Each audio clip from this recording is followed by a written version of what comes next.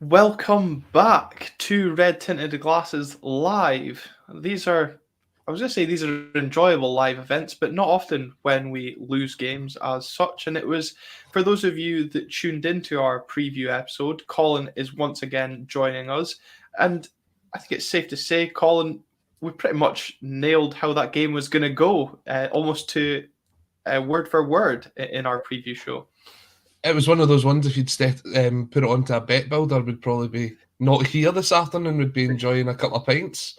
Yeah, I mean, we sort of got the feedback after the show that, especially from one of the commenters, I think it was William, who said that he's never seen Aberdeen raise his game for Celtic. And to be honest, for the first 45 minutes, he was spot on. Aberdeen were just passengers in that first half. The closest that anybody got to the Celtic goal was the wee guy that ran on the park to get the selfie with Joe Hart. That's as close as it got in the first 45 minutes. But then it was almost as if the team talk worked at half time. Celtic once again struggled to come out and compete in a second half. I said before the game that the sort of biggest opportunities that Aberdeen would have would be from set pieces, and lo and behold, 2 goals come from that. And that I always thought that David Bates was a terrible defender, and lo and behold, 2 goals come from that as well. So, yeah, very, very interesting game. Definitely one for the neutrals, although can't imagine many of them got to see it last night. We'll leave that to Sky to fix going forward. But no, yeah, another enjoyable clash. 3 points in the bag, and we're on top of the league looking down on the Rangers. And Lewis Ferguson scoring once again, a player that you continue not to rate. But Callum, from an Aberdeen point of view, a hugely frustrating game. I know you were obviously at the game. I wasn't well, and Colin not lucky enough to get a ticket for the away end. It's another debate for another day, I'm sure. But just another hugely frustrating game against Celtic. As I said, to Colin, we exactly predicted this sort of thing. We can't allow Celtic to come out and impose themselves on the game. We allowed Celtic to come out, dominate the first 45 minutes. I think I said on Twitter, on RTG_podcast, that we basically rolled over and got our tummies tickled in that first 45. It shouldn't, like Saturday, take us to go 2-0 down to actually get a foothold in the game. We keep deciding to give teams 2-goal head starts before we then decide to play any sort of football, and it's pretty worrying because when in that second half, you wouldn't think Celtic had all this quality, etc. It was pretty much a level playing field, you would have thought, and then compare that with the first half. I said it was basically thousands of people watching, 11 people who don't care, and the people watching don't care either. It was really bad, but like, okay, if there's a gulf in quality, whatever, but make up for it with hard work. It looks like other than maybe Johnny Hayes and probably Ross McCrory in that first half, none of them could be asked. None of them cared. And then they come out the second half, rocket up the bum, couple of changes, and they look like a completely different team. And then I come away from the game feeling positive, going, oh, that'll give me something, something to hold on to, something to build on. But how many times have we seen that this season where we do put in a performance like that or a 45 minutes like that, and then the next game it's just back to same old, same old? Those changes at half time were so important for Aberdeen because they actually managed to get a grip hold of the game. When you take a look at it, the possession stats in the first half were absolutely ridiculous in favour of Celtic. And when you looked at it, when those players were coming on, at the time, you're thinking, how much of an impact are they actually going to have? But Ojo, only having played 45 minutes, could easily have walked away from that game and man of the match.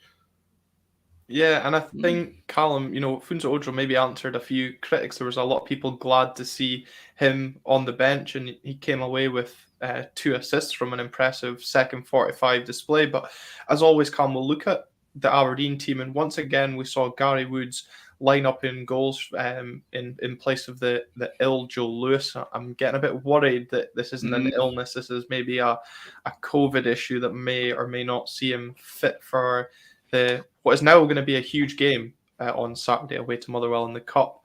Declan Gallagher coming in for his first league start since October.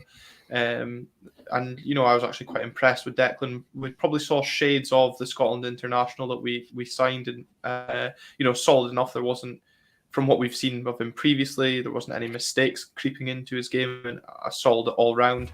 And as expected, as we touched on in the preview, both Dylan McGee and Scott Brown returning to the centre of the park.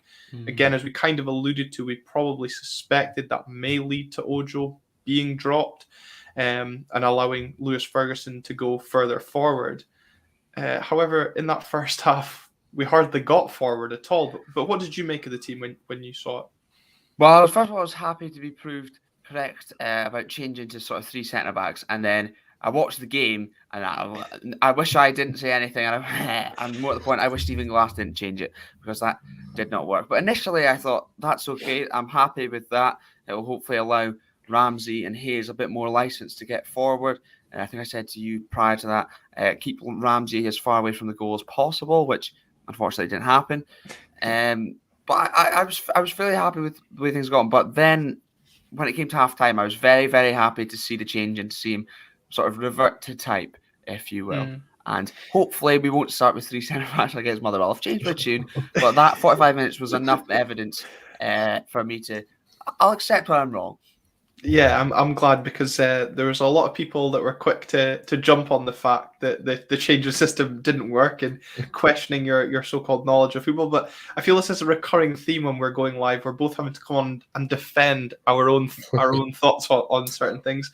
Me last week with Bizawan, and you this week with the change in system. But fair play to both you and Stephen Glass admitting that you got it wrong and things quickly did change. That's very true. Thank goodness Stephen Glass did make that change at halftime. Yeah, absolutely. And Colin, when you were on the preview show, you wondered on who would start in that midfield. Would it be Tom Rogic, given his performance on Sunday, or would it be Matt O'Reilly? And would we see Jota come back into the starting lineup? As expected, the Portuguese did start, and it was the Englishman Matt O'Reilly that got the nod ahead of Tom Rogic. And Ange Postecoglou once again must be thinking, this managerial lark in Scotland's very easy, because it was a decision that paid off. Well, maybe for the first 45 minutes he was thinking that. I'm not sure after the 15 minutes into the second half. But yeah, some changes, and I said to you before the game, I wasn't 100% certain. It does look as if Josip Juranovic is another one that's suffering from an illness at the minute, so he'll probably miss the weekend as well. Hopefully have him back for the European tie. Up front, I'm still yet to be convinced by Dyson Maeda.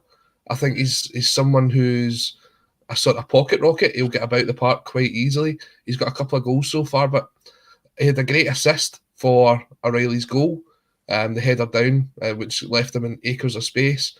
Apart from that, I'm not 100% sure what else he offered to that team.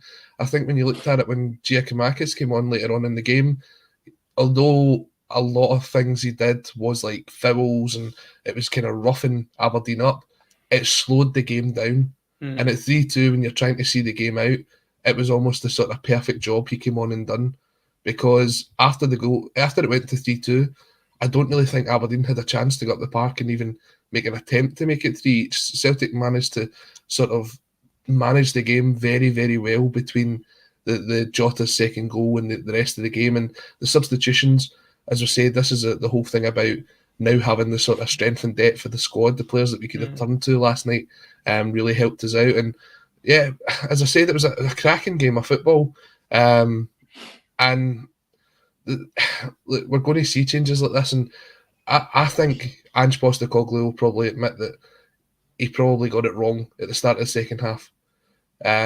Just like he probably has done for the last 3 or 4 games. And it's something Celtic need to work on, because at the minute we're a 45 to 60 minute team. And if we want to win the league this year, which is an incredible feat just to say that, considering how far behind we were last year, it has to become a 90-minute team. And Callum, I suppose for an Aberdeen point of view, we can't get it wrong for the first 45. We've got to be getting it right from minute 1. And like I said earlier, we can't afford to keep going 2-0 down. But again, I suppose when Colin there mentioning Celtic strength and depth and changing things up, once again, we only used 2 of our allotted 5 subs. And only that when Colin says, I don't really remember a clear-cut chance after 3-2, the only chance that's ringing in my head was Lewis Ferguson's header back across goal. But I can't remember if that was at 2-1 or if it was already at 3-2. But Again, another frustrating show. Probably goes back to the January transfer window that we are maybe lacking in that little bit of depth to kind of help push us on. Maybe when at games that are that, like we experienced last night, we can't throw somebody else on in a bid to try and grab that equaliser. True. I think there's Lewis Ferguson's free kick as well. Yeah. So it's just a couple from him. But yeah, I do agree. At that point, it's not really Stephen Glass's fault if he's not been backed in that transfer window. Once again, we're looking to Mr. Shiny Teeth and Mr. Gunn again. It is frustrating because then you see the impact that the two players he did trust to come off the bench in a game like that, to see the impact that they did have. Matty Kennedy, I thought he was very, very good. He came on a positive impact against Livingston. And once again, today, and I'm calling for him to start. However, I do now think maybe I shouldn't do that given the way the three centre-backs thing went. So don't play Matty Kennedy is what I'm deciding. But I was impressed with him. Funso Wojo coming on too. It's just frustrating that there's not at least another one or two more in there that he thinks could come on and have an impact in a game like that. I know it's probably still a bit delicate considering the window's not long closed, but having someone like Ryan Hedges that could have come off the bench last night, I think would have made such a big difference to Aberdeen. I can't believe that he was never really replaced. I know the replacement could have been seen in the new Dutch winger, but I thought he was very quiet last night as well. I didn't think we saw the best of him, and you're not, because he's quite young. You're going to see. I reckon it's going to take him a while to settle into Scottish football, but Hedges obviously had that experience, someone that could come on. When you get into the game, you kind of later on, you look at the squad, you've mentioned it yourselves, you've got guys that's in their 30s, sort of getting towards 33, 34, guys like Johnny Hayes, who a great experienced head to have, but after 65, 70 minutes, it'd be good to freshen it up and get someone else to come down that left-hand side. And I don't know, I think Hedges probably should have been replaced by the window. I do think that the Aberdeen manager wasn't properly backed in the transfer window. And that's someone that doesn't support the club can quite clearly see that, and we think we've made our feelings on that matter more than clearly known. Before we get back into the first half, before I forget about it, it's great to have all of you joining along with this live as always.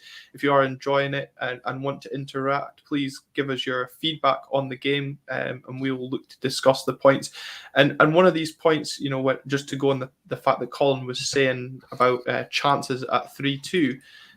Was the penalty shout. Paul Reiki is ever getting involved in the comments saying that we should have had a penalty. Same old luck against the old firm. Better second half. If we go out of the Scottish Cup, then Glass has to go. Callum, I know we will get on to that last point that Paul raises later on in the show. But at the game, Callum, what was your thoughts on that penalty shout when Matt O'Reilly bundled into Lewis Ferguson? At first, I wasn't convinced. I'll admit that. I claimed for it because that's what you do. But I wasn't too convinced. I thought he just kind of jumped slightly in the way to try and put Ferguson off. But I haven't seen the replay. Watched the highlights this morning. Super prepared. It's definitely a penalty. He makes no effort to play the ball whatsoever, and actually makes contact with Ferguson as well. But I mean, who's shocked to see Willie Collum shite a big decision? I think I text Colin at the time, and I was messaging Bruno because both of us didn't get to the game through illness, and I wasn't convinced in watching it live on the telly, and still to this moment, I'm not actually convinced if it was a penalty. And I think, like you, had I been at the game, I'd have probably been screaming for it. But if it's given against you, you'd be screaming about how soft a decision. Colin, I'm sure with your green tinted glasses, you'll be telling us how it was definitely never a penalty. To me, when I look at it, there's only one person that's going for the ball. Matt O'Reilly generally does make an attempt to go for the ball. What the fuck is wrong with you? It generally does. But what I will back you up on is Willie Collum had one of the worst refereeing performances I think I've seen all season. And it goes back, there's probably an instant at every single one of the goals last night that could have been there. But for me, I didn't see it as a penalty. And I was texting Glenn last night. We both agreed at the time, unfortunately. On a show like this, Callum, majority rules. That's it. It's 2-1. Wasn't a penalty. I'm bringing in Jonathan Main. Glenn, you need stronger specs. Colin, you need a pick. I need to go I get my can't pair. I've believe got them that. here. I've got them here. I'll need to put them on. I can't believe that. How's Matt O'Reilly the one that's trying to play the ball there? Yeah, I disagree with that opinion, Colin. There's no way Matt O'Reilly's trying to win the ball there. He's not even looking at the ball. But I'm glad to see that Jonathan Main's got out his meeting that was supposed to be on till 1:30 to join the live. Either that or the meeting's that interesting that our show's more important. And I think slightly disagreeing with your comments there. But on an Aberdeen podcast, I don't think you're gonna win that. It's probably the first time. I'll take that one. I'll hold my hands up. But I mean, let's speak about the referee. There's decisions at every single one of the goals that you could say, where does he pull that out of, and what part of the rule book does he pull it out of? I mean, the first goal from Celtic, obviously, very, very similar to Kyogo's first goal at Pittodrie earlier on in the season. We spoke about it in the previous show. Ramsay versus Jota, and we saw what happened at half-time. Ramsay comes off. In the lead up to the second goal, there's a couple of fouls there. There's a couple of fouls in the middle of the park that have sort of let go.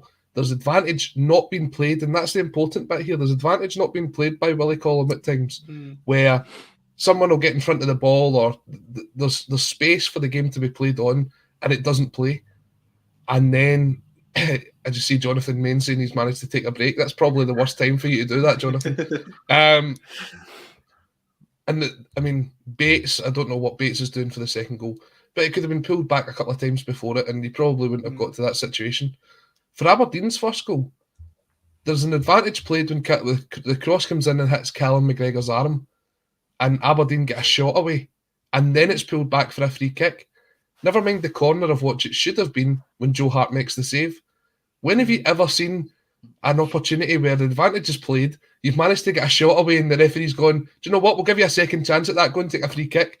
Now, the free kick was an excellent free kick, but I mean, Willie Collum, we spoke about this so many times on the state of Scottish football, or on here, the standard of Scottish refereeing is absolute dog meat. It is dog meat. It is dreadful. I'm not one of those ones that's absolutely screaming for VAR, because there have been decisions last night that I think when you look back on it, you were saying at the time, well, if VAR was there, it wouldn't have been given. We spoke about the Celtic's third goal, Glenn, earlier on. And then you're thinking, these guys are getting paid £800 a shift to turn up and put a performance in like that last night. How about we actually make them responsible for the decisions that they make them full-time referees, make sure that they've not got second, third and fourth jobs.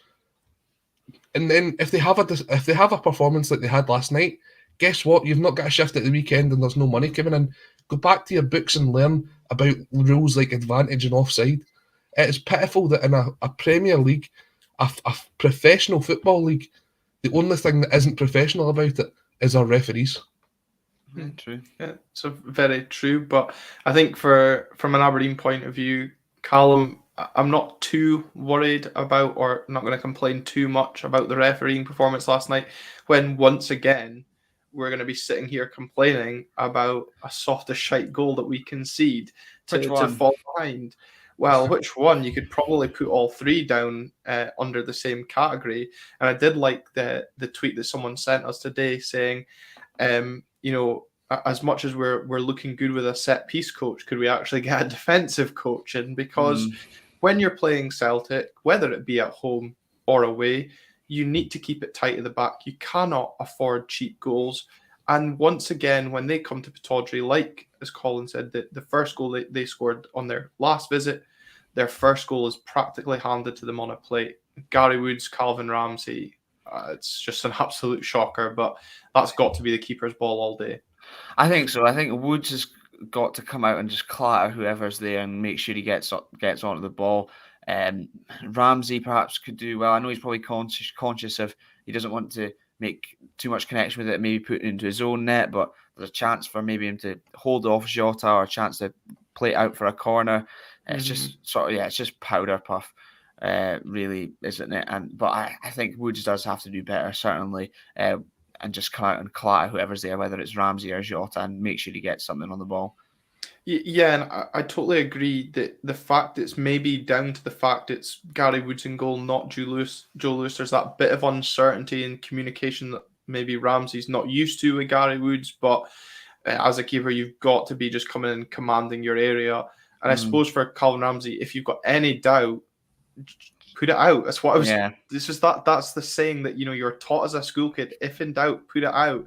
Don't just wait for your keeper, because when you've got strikers or midfielders with the quality of Jota, they're not going to wait for you to make up your mind up. They're going to come and pounce.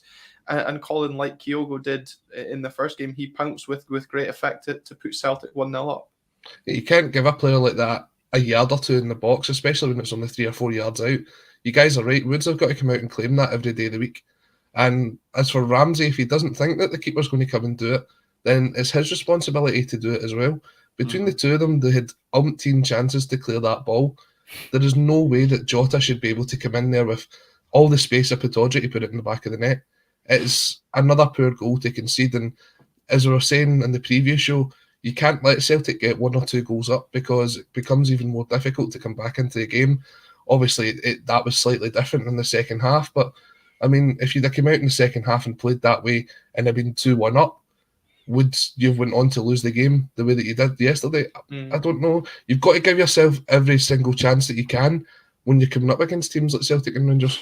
Yeah, absolutely. And I think especially with Calvin Ramsay being goal side as well, the fact that Jota's had to come around Ramsay to even get in and finish the chance off. But Callum, when you concede a poor goal like that, it's imperative that you then keep your head and keep it tight for 5-10 minutes, keep yourself in the game. You do not then allow a Celtic midfielder the freedom of Pataudry, enough time and space in the world to make up his mind and have a shot on goal. Okay, take away the deflection. You maybe say Bates is a bit unlucky, but where's the marking? Where's the closing down? It's too easy again. And within the space of 5 minutes, you're 2-0 down, and the temptation to close the laptop was very real. Yeah, I did go and get a pie at that point immediately. Despite having walked past the fence, I think Celtic fans probably assumed I was leaving. But I think in the second goal, Bates unlucky. I mean, Wood probably very unlucky, because I think the shot's heading the complete opposite way. He's starting to head that way, and then it heads for his bottom left corner.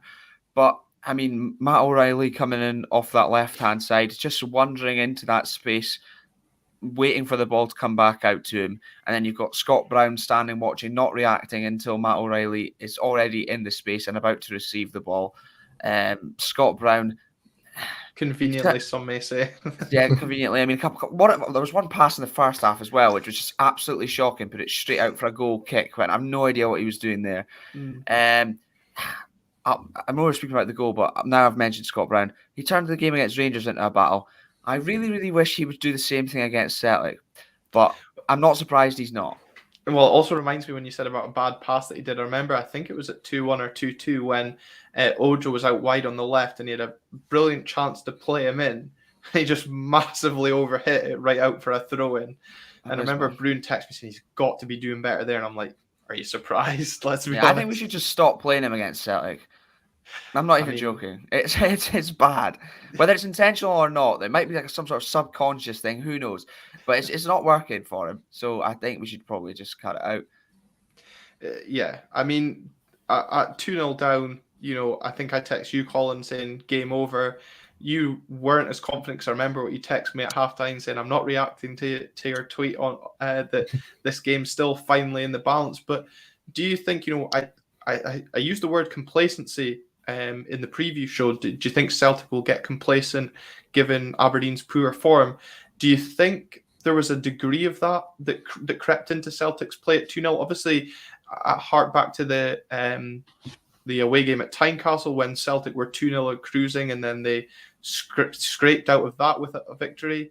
Maybe did so again last night, and also in the Old Firm game, 3-0 up and cruising again, probably took their foot off the gas a little bit. And obviously a different sort of situation, didn't get punished as much. But is there maybe a concern from a Celtic that's a bit too, they're getting a bit too easy once they get far ahead? I just wish Celtic would come off the bench at half time. It's as if they kind of go into the dressing room, sit down, and then forget to come back out for the second half. And it took for it to get to 2 each before Celtic actually realised the second half had kicked off. Aberdeen were dominant in those first 15 minutes, and it's the sort of performances that I've heard Aberdeen fans say that they can put in, but it's just been few and far between this season. And after that, when Celtic managed to weather the storm, that's when the game management came into it. They obviously got the part and score within 60 seconds, but as you said, that there was very few chances after that. So, like, as I said, Celtic's still a 45 to 60 minute team. I think there was a lot of players when it got to about that 60-minute mark last night who were absolutely dead on their feet. And I'm looking forward to having the game in the Cup this weekend, because I'd like to see some of these players completely dropped out of the squad, given the weekend to rest. And then obviously we've got the European game on Thursday night, so we're going to need them as much as possible. And look, we're products of our own downfall here. It's due to our own success that we've got this amount of games coming up. So we have to learn to do so. And I think Ange, at the start of the season, if we'd have came up to Pittodrie and it went to 2 each, there's every chance that Aberdeen could have got something. But as you get further on, we've found a way to sort of win ugly, and that's the way it was last night. Oh, boo-hoo, Crimea River. We've got twice the budget of everyone else in the league and twice the squad size. Goodness me. Yeah, what a shame it must be to go so far in Europe as well. Oh, Callum. Oh, Glenn, my heart bleeds for you guys. Come on, I've come on here and I've been nice. That's not fair. And as Giro says in the comments, talk about a game of two halves. And Callum, it really was. And at halftime, we've kind of already alluded to the performances of Funso Ojo and Matty Kennedy in what they brought to the second half. In terms of the second half, obviously we came out, unlike ourselves in recent weeks, well, maybe Ross County game aside, we actually took the game to Celtic, which I wish we did from the first minute, not the 45th. But Ojo and Kennedy have actually probably shown, as I said, maybe Ojo's, silenced a few doubters in terms of his performance levels. But Matty Kennedy as well, we've not exactly been the biggest fans of him, maybe had our, critique of him in recent weeks as well. But I think both of us came away from the game last night, Callum, with the feeling that he almost deserves a start in that cup game against Motherwell. Absolutely. I mean, I don't mind Matty Kennedy. I just simply didn't expect him to be here at this stage, given his injury, etc., and given how bad that was. I don't know if that maybe played a part in his performances prior to him being out for so long. But he came on against Livingston, performed well. Came on against Celtic, performed very, very well. And him and McCrory down that right-hand side, I think, caused quite a lot of problems. And I would be very, very happy if we started the game against Motherwell with the team that ended the game against Celtic. And I'm not saying, it's all Calvin Ramsay's fault, for example. But I think with the interest that had been around him, that's bound to mess your head, no matter who you are, let alone when you're 18 years old. And there's probably a lot of pressure being on him this season as well, being such a young kid, high expectations for him. I think he could maybe benefit from a game or two, just even if he's coming off the bench. Yeah, and I think as well, it's a good point. I wonder if we have kind of stumbled on a decent starting 11 for this cup tie coming up at the weekend. Ross McCrory was superb in the second half at right back. And I saw Ewan Stewart's tweet. If the Player of the Year award isn't between Ross McCrory and Christian Ramirez, then I'm not interested. And I think, to be honest, you might as well just half the award and give it to both of them, because they're the two most outstanding candidates for the award. And right this second, I can't split either of them. But on the point on Calvin Ramsay, Callum, I just have this feeling that he's actually been a bit mismanaged. The game against Hibs pre-Christmas, when he was kind of rushed back, the game that we lost, I have a feeling that he was forced almost to play in that game. Now, I'm not saying this is obviously the case. I feel he was kind of forced in that to just kind of put him back into the market, put him back into the limelight, say, look, this player is fit. Look, this is what he can do.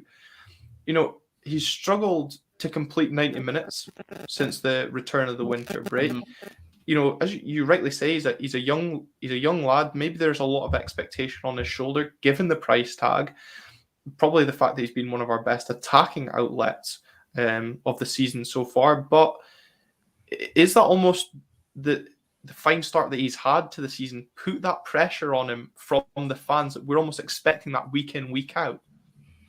I think so a little bit, and also in terms of physically, as you mentioned, maybe potentially rush back from the injury. But regardless, when you're 18, muscles still developing, and expecting to play 90 minutes every single game, especially given the way the season's gone with somehow congested even our fixture schedule has been, it is quite a lot.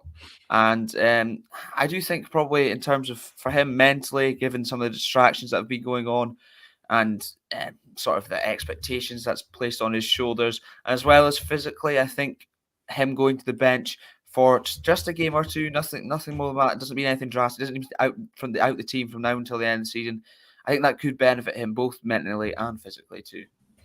Yeah, absolutely. And the change obviously did lead to a greater impact from Aberdeen. And Colin, you absolutely called it in the preview show that Celtic, I asked you if Celtic have some fragilities defensively, and you said, well, probably around set pieces, not the biggest team.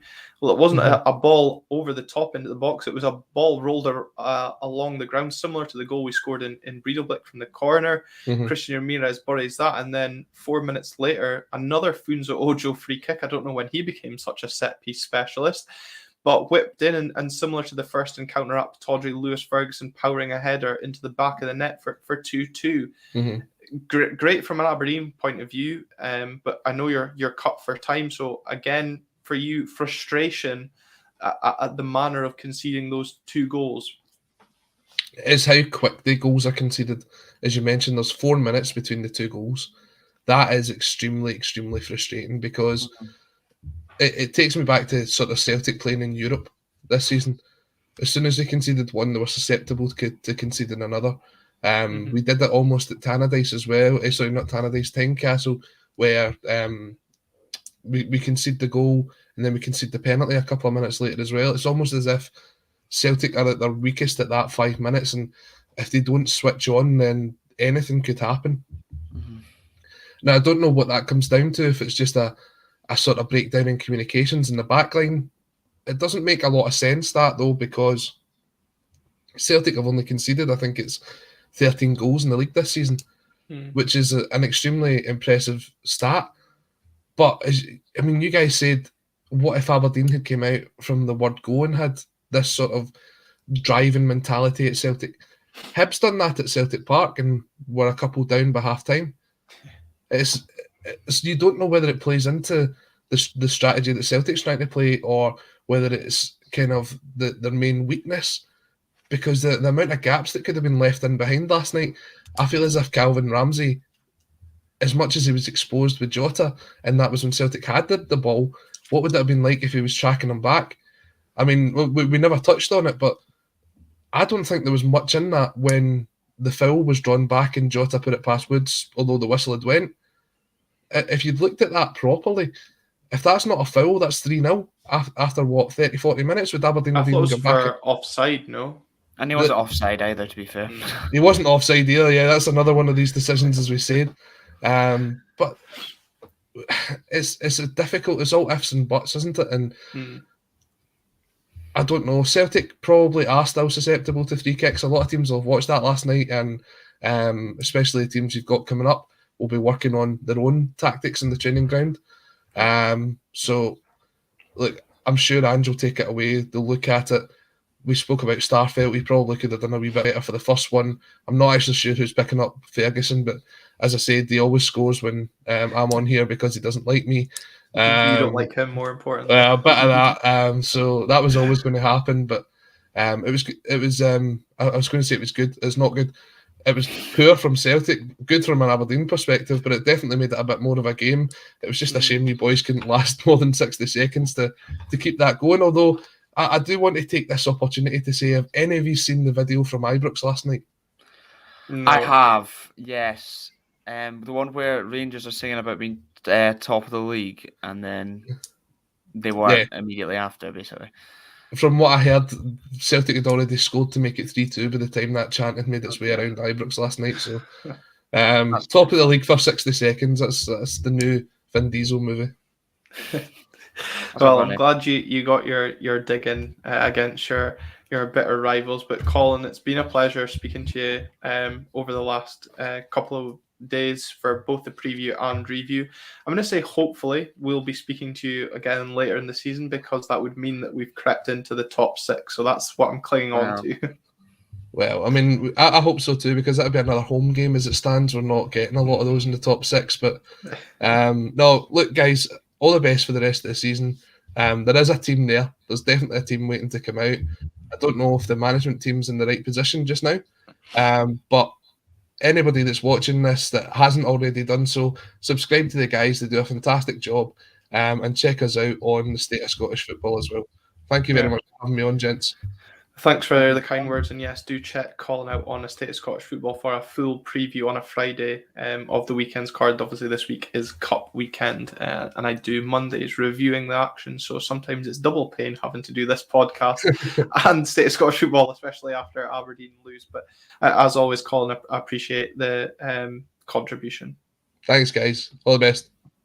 Cheers. And Callum, on that point about the goals that we did score, Christian Ramirez scoring the 49th and Lewis Ferguson scoring the 50th goal of Stephen Glass's time in charge of Aberdeen. Both those two combining for 26 out of the 50 goals that have been scored during his time.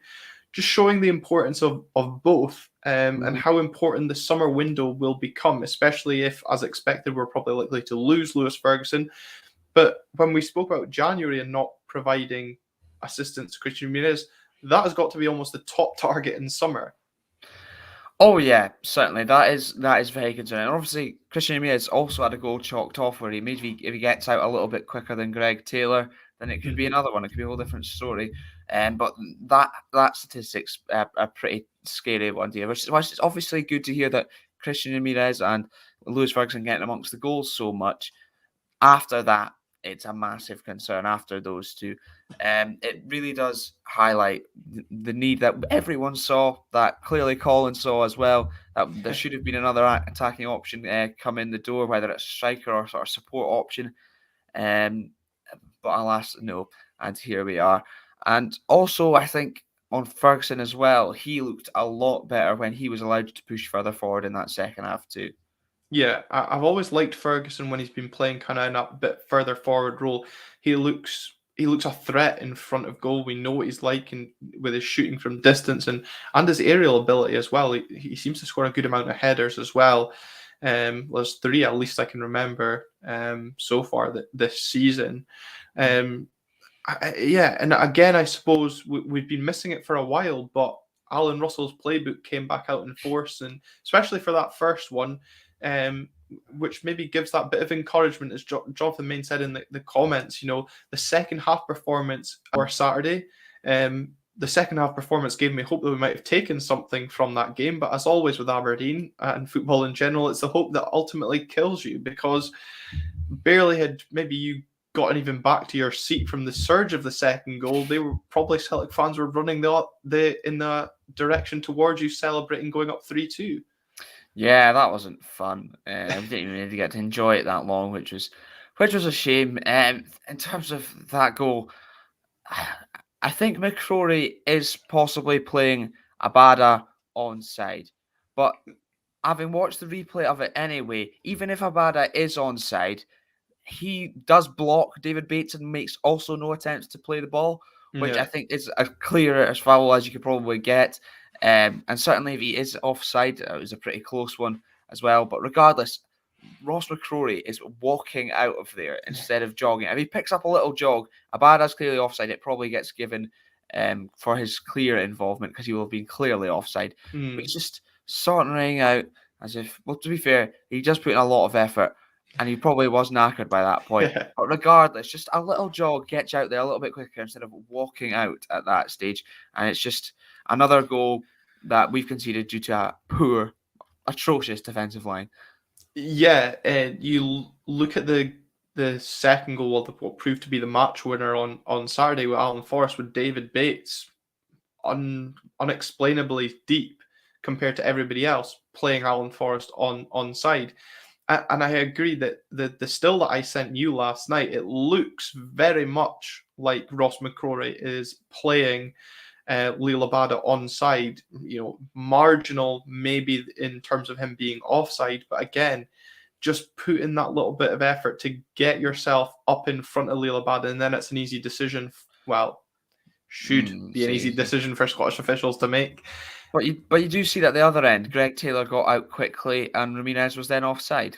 Yeah, and to be fair, for that Ramirez one, which I didn't get to say it, and I should say, finishes that excellently. Brilliantly. Yeah. Once again, just showing that even though he had absolutely nothing to do in terms of service, got one chance and scored it, and then that second chance, he also found the back of the net. But again, there was quite clear day between Taylor and Ramirez. It was kind of a decision you would expect the linesman to make. That one was a lot closer, and I think you're absolutely right. If they don't spot the offside, how is there not a foul in there on the block on Lee Labada? And for those that had doubts on Jota being offside, there's no question on that. He's definitely onside. And then, as he did last time Celtic came to Pittodrie, he finishes with no mistake at that end of the ground and proves to be the match winner once again.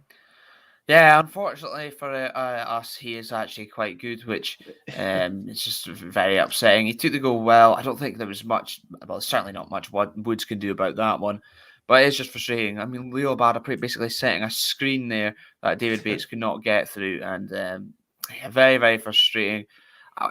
As Colin alluded to earlier in the show, it's just so many just bad decisions all adding up. I mean, Jota had the other one in the first half, which he definitely wasn't offside for. I think Abada was, but it was on the opposite side. So I don't know. They are just awful. And obviously, you mentioned VAR as well. It's a very big debate. But could you trust whoever was in charge of that to do that correctly either? No, certainly not. No, but I think to go back to the comment that Jonathan made. Obviously, I was speaking about the comment he made on the second half performance. I think he's absolutely right. We can go over every decision that the referees made, but I don't feel it had the main outcome on the result, because you're talking kind of marginal decisions there. It's not like it was a glaringly obvious error. Had Abada been on the 6-yard box and the play was allowed to continue in the goal stands, then yes, you can feel rightly aggrieved by it. But when you shoot yourselves in the foot continuously, as you said, which one are we going to be speaking about? 3 times we conceded soft goals. We give, for the second game running, the opposition a 2-goal head start before we even look remotely interested in playing football. It can't go on. And Callum, the concern obviously coming up for the weekend is it needs addressed before we slide into a real serious situation. Mm-hmm.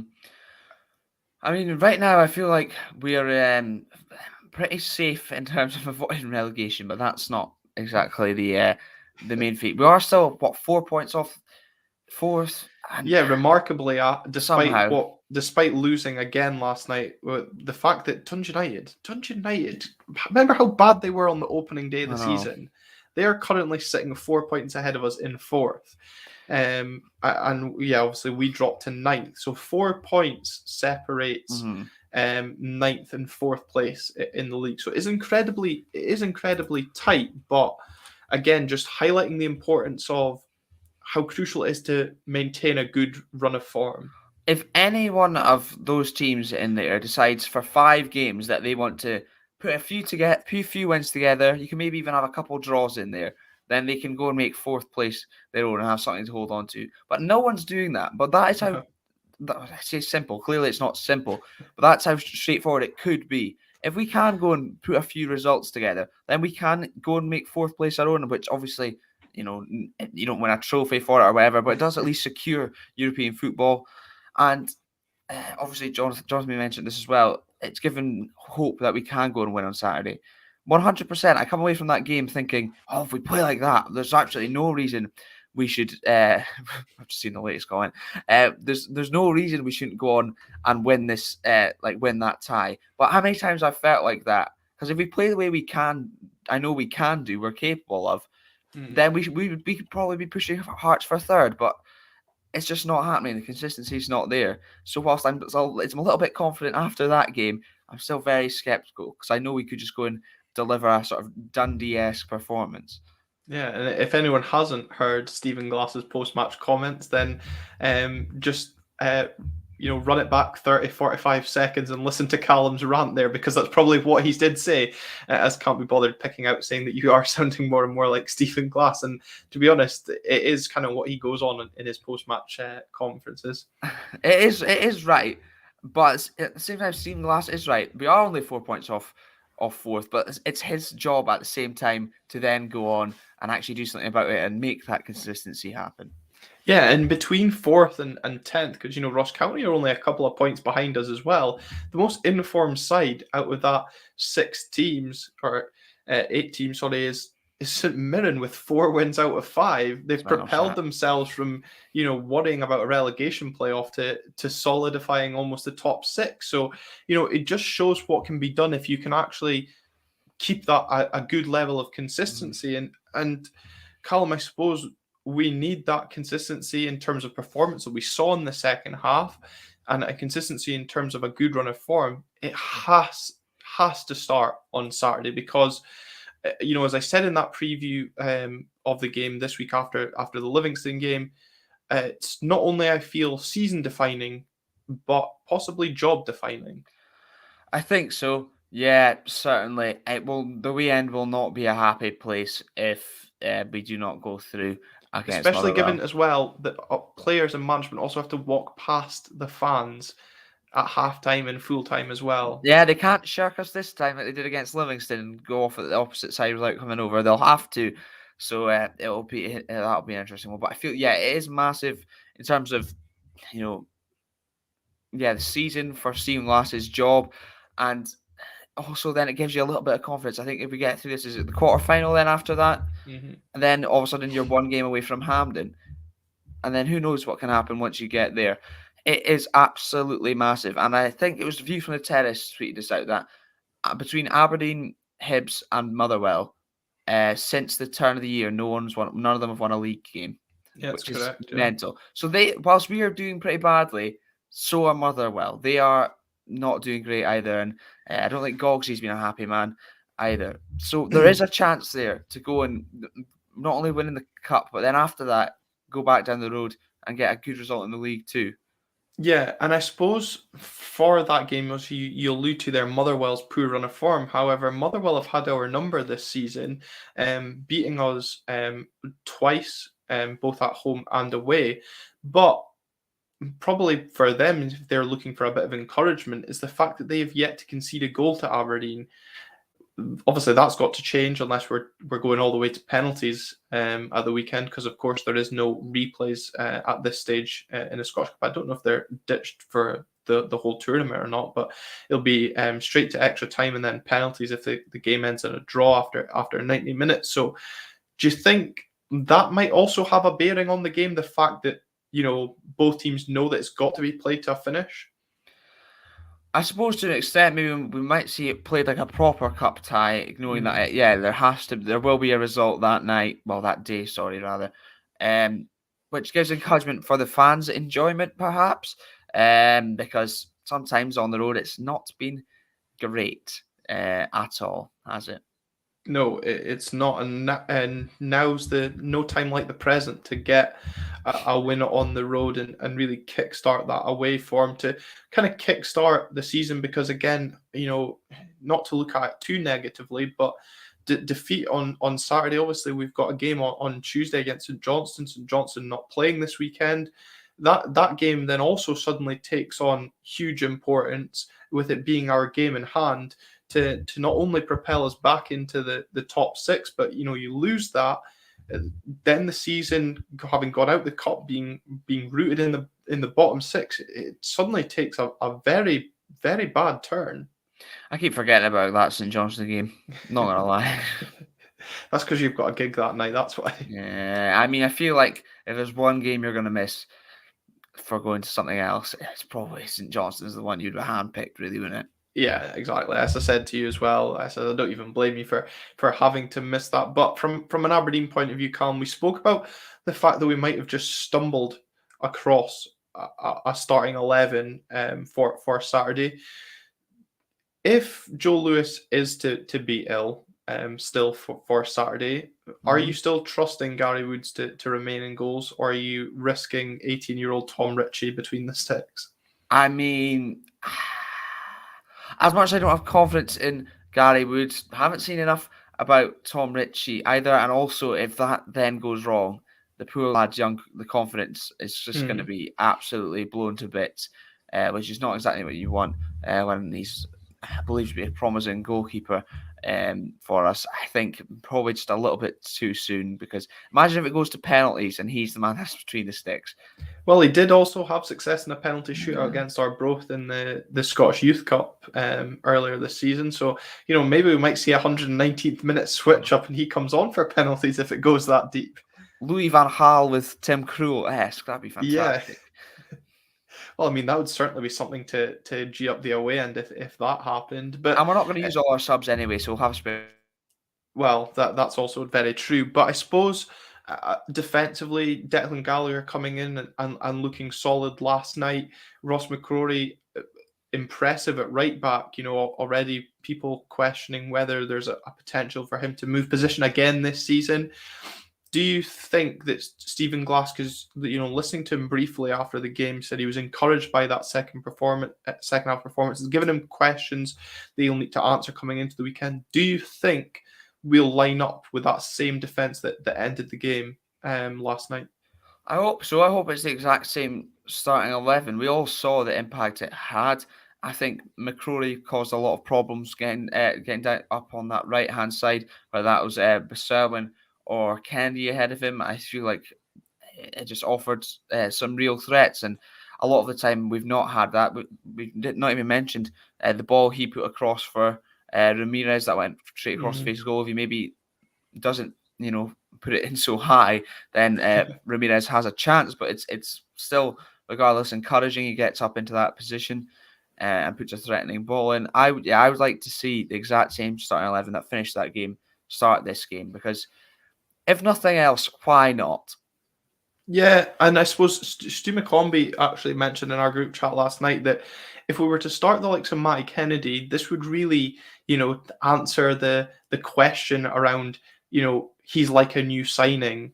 That comment around the January transfer window. Let's see if he really is like a new signing and has that sort of impact in the game. And we're getting a comment here about how did Vicente play. I'm not sure if this is an Aro Den Haag fan just trying to keep up on the progress of young Vicente, but him on one wing and Matty Kennedy on the other, they both got pace to burn. And I actually think if we can keep the ball on the deck and actually run at the Motherwell defence, we could potentially cause them problems. Certainly, both of them. But Beserwin obviously played the full game, and he looks like he did against Celtic. Look like he can run direct at them and cause them problems. I can't remember who he nutmegged, which I enjoyed very much. A little bit of trickery in there, and he is definitely a little muscle boy. So I'd like to see both of them in there. Yeah, there was a good bit of skill he had in the second half that he nicked the ball off. I think it was Tony Ralston, and then beat Cameron Carter-Vickers to the ball. And obviously Carter-Vickers took him down, which led to the free kick that Lewis Ferguson put over the bar. But again, it was just good instinct and play to win that ball in the first place and then drive towards goal instead of, sometimes we see players win the ball in that area and then look backwards for a pass. Instead, his idea is get the ball as close to goal as possible. And you're absolutely right. The ball that he put across for Christian Ramirez, we've been speaking on this show about service needed for Christian Ramirez. If we've got two players that can get down to the byline and get balls into the box, we've seen in games gone by, Christian Ramirez's XG's been below 1. He doesn't need much to find the back of the net. So let's give him the opportunity to score against Motherwell this weekend. Yeah, certainly. You've got two wingers willing to put the ball into the box and of decent quality too. And then even if it's Ramsay at right back and probably Hayes at left back, or if it's McCrory at right back, that's then two fullbacks who will also get forward and put in usually decent deliveries.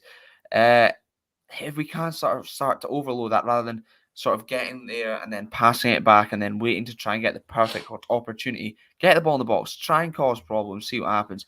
With set pieces as well, we'll have Bates going up. Hopefully Gallagher, he'll have a point to prove. as well after leaving Motherwell. McCrory, Ferguson after that. We've seen Brown get up there too. It can cause problems.